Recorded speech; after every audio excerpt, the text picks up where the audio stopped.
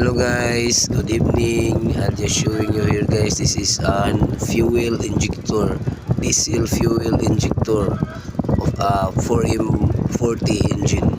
So I am cleaning here guys this injector so that we can install this to the engine now. Before that we need a Teflon before we install this, because as we install this earlier, there's a bubbles surrounding the thread of this fuel injectors.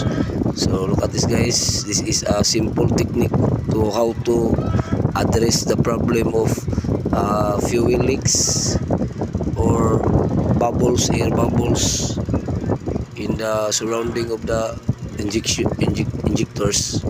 So this is what we do guys. Now you can see I finished one injector putting a Teflon. So this is already tested guys, since our past jobs we are doing this, and it is very effective to prevent from fuel leaks.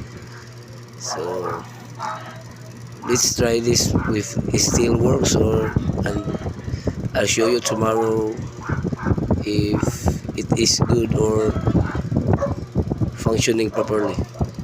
So there's another one guys, as you can see, there's another one injector. This is a 4M40 engine injector, diesel injectors. That's all guys, thanks and have a nice evening. Thank you.